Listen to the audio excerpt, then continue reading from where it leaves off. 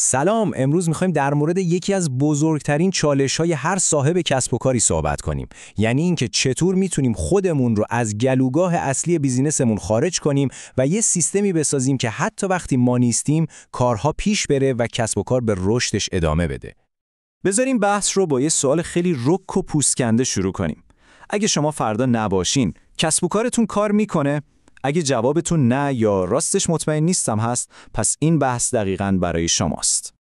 این یه مشکل خیلی آشنا و همیشگی برای مدیرها و کارآفرین هاست، نه؟ یعنی وقتی که تمام دانش، همه تصمیم‌ها و فرایندهای کلیدی فقط و فقط توی ذهن شماست، اون موقع دیگه کسب و کارتون در واقع به خود شما تبدیل شده. و خب همین موضوع بزرگترین مانع رشدش میشه. راه حل این مشکل یک کلمه است: سیستم سازی. حالا سیستم سازی یعنی چی؟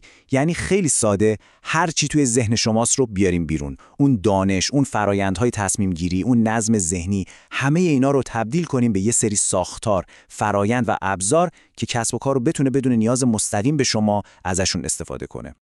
این جمله رو ببینین، فوق‌العاده است. تمام فلسفه سیستم سازی رو تو همین یه خط خلاصه کرده. کاری که امروز فقط با حضور شما انجام میشه، فردا باید با یه سیستم انجام بشه.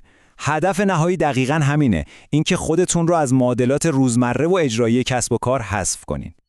خب حالا چرا باید این کارو بکنیم؟ هدف چیه؟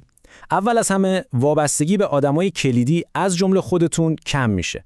دوم، جلوی اشتباهات تکراری رو میگیره.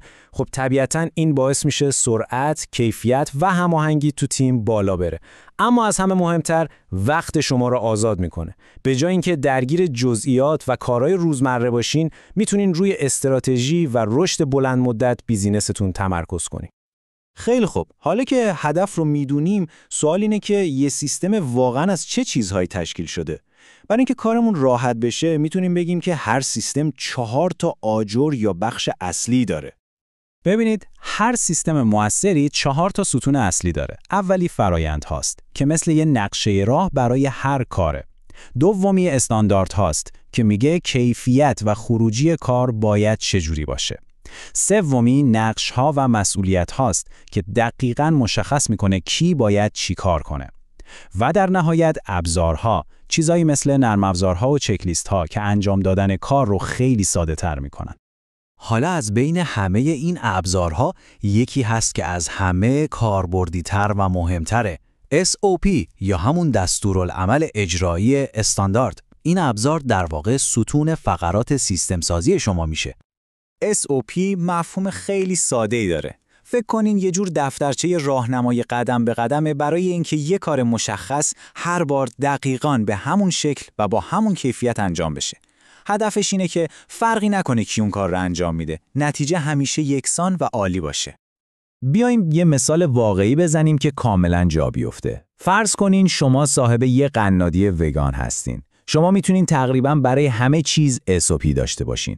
از دستور دقیق پخت شیرینی کشمشی گرفته تا اینکه چطوری باید به دایرکت های اینستاگرام جواب داد، برنامه هفتگی پست ها چی باشه و حتی فرایند قدم به قدم ارسال سفارش ها.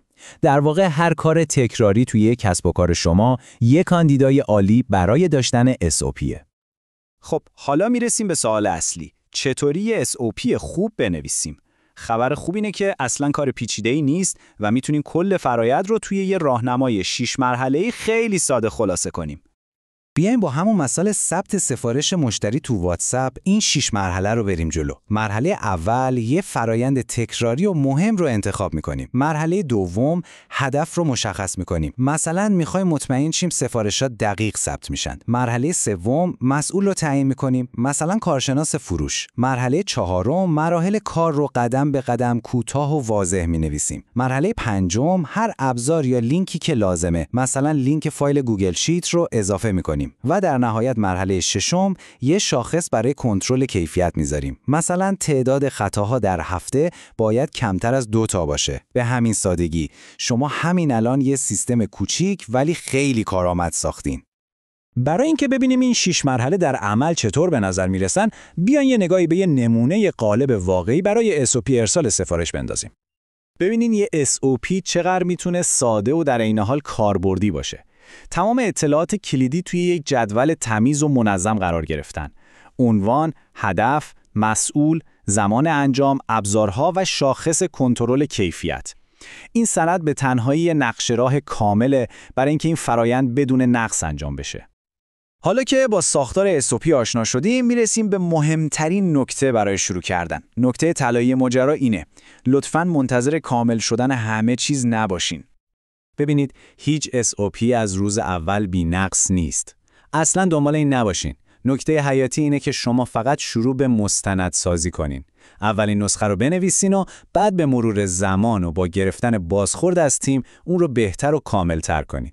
مهمترین قدم همون قدم اوله. فقط شروع کنین. این تشبیه فوق‌العاده است نه؟ به مرور زمان SOP‌های شما تبدیل به مغز دوم کسب و کارتون میشن. واقعا همینه. یه مغز سازمانی که همیشه در دسترسه، هیچ وقت خسته نمیشه و مهمترین دانش و تجربه شرکت شما رو برای همیشه تو خودش ذخیره میکنه. و حالا سوال نهایی برای شما اینه: مغز دوم کسب و کار شما قراره چه شکلی باشه؟ اولین فرایندی که برای ساختن این مغز مستند میکنین کدوم فراینده؟